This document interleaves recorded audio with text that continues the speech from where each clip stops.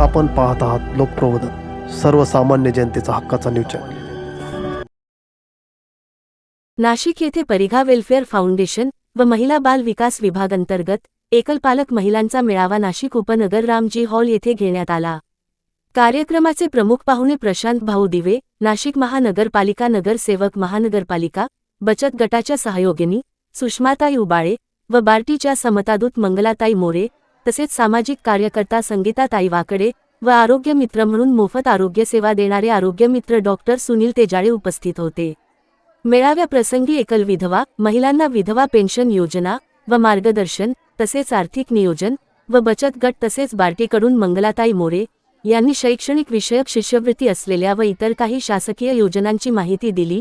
तसेच संगीताताई वाकडे यांनी शासकीय योजनांची माहिती व मार्गदर्शन केले।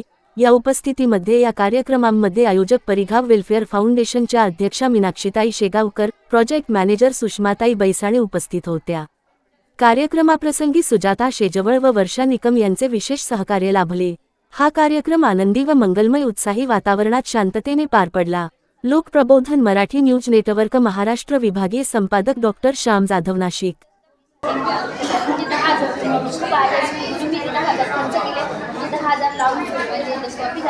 आणि त्या मला इतका आनंद झाला, मला मेसेज सुद्धा आला नाही। 20,000 रुपये पटकन समाधीपासून आलेले होते आणि 10,000 अजून माझ्याकडे पंजाब बँकेत एकदा तर ते मुलांना पुस्तकं घेण्यासाठी लावून ठेवले। दोन्ही मुलं तो आर्टिस्ट होता तर लहान्याला समज करण्याच्या भरोशावर मी इंग्लिश मिडियमला टाकले, कारण मला माहिती याची फी याला काम होईल दोघं आणि त्याची पैसे आता उशिरा का होईना आपण 9-10,000 12,000 11,000 असे येतात आणि ह्या मला तुम्ही मला काय व्हिडिओ फोन करून कसं पैसे आले का